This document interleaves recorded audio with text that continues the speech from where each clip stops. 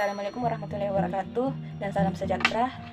Saya atas nama Sarika Natasha akan memperlihatkan video hasil presentasi yang dilakukan oleh kelompok 1 mata kuliah perkembangan peserta didik. Berikut ini video hasil presentasinya. Assalamualaikum warahmatullahi wabarakatuh. Sebelumnya terima kasih atas kesempatan yang telah diberikan. Materi yang saya akan bacakan yaitu bagian B, tinjauan pustaka, psikoanalisis Sigmund Freud.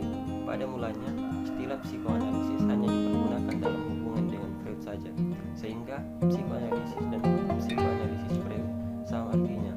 Bila beberapa pengikut Freud di kemudian hari menyimpang dari ajarannya dan menempuh jalan sendiri-sendiri, mereka juga meninggalkan istilah psikoanalisis dalam memilih satu nama baru untuk menunjukkan ajaran mereka. Psikoanalisis memiliki 3 penerapan. Yang pertama, suatu metode penelitian dari pemikiran. 2, suatu ilmu pengetahuan sistematis mengenai perilaku manusia.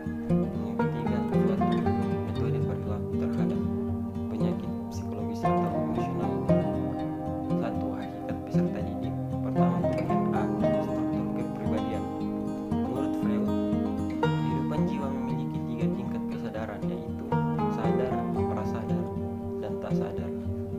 Sampai dengan tahun 1920-an, teori tentang konflik kejiwaan hanya melibatkan ketiga unsur tersebut.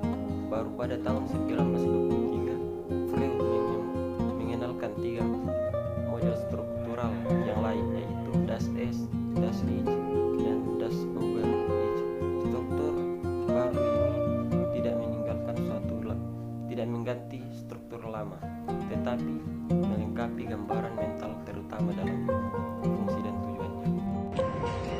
Sebelumnya, saya berterima kasih atas kesempatannya yang diberikan kepada saya. Di sini saya akan melanjutkan materi yang dibacakan oleh Muhammad Iksan. Langsung saja.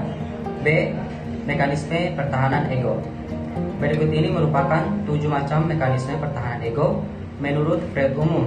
Dijumpai yang pertama, represi, yang kedua, proyeksi, yang ketiga, displacemen, yang keempat, rasionalisasi, yang kelima, pembentukan reaksi, dan yang ketujuh, regresi.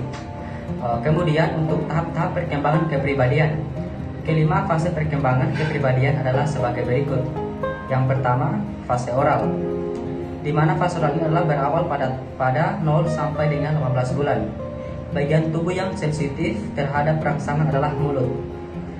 Kemudian fase yang kedua adalah fase anal atau anal stage, kira-kira usia 18 bulan sampai 3 tahun.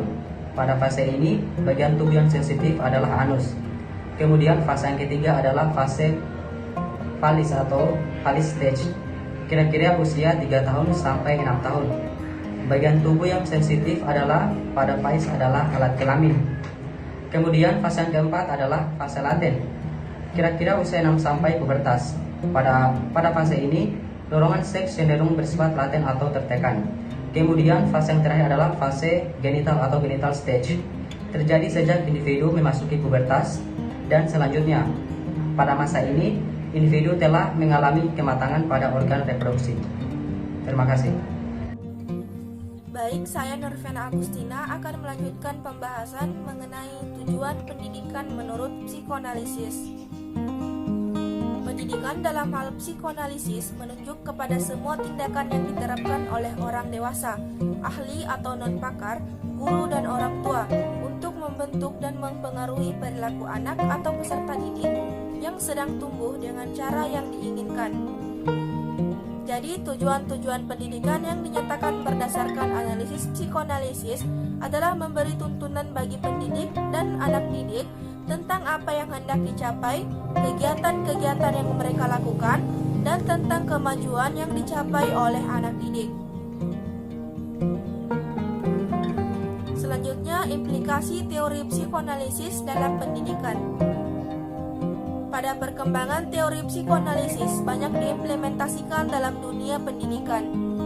Beberapa di antaranya, yang pertama berbicara tentang konsep kecemasan yang dikemukakan oleh Freud, tentu saja berkaitan pula dengan proses pendidikan.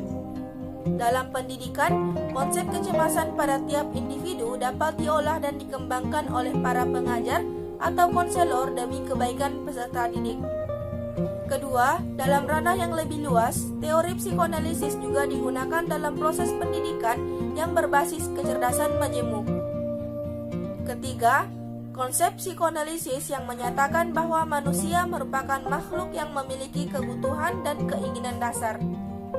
Keempat, berkaitan dengan agresivitas siswa, seorang pendidik harus mampu mengontrol dan mengatur sikap ini agar terarah menjadi lebih positif. Kelima, perlunya pendidikan inklusif di semua strata pendidikan.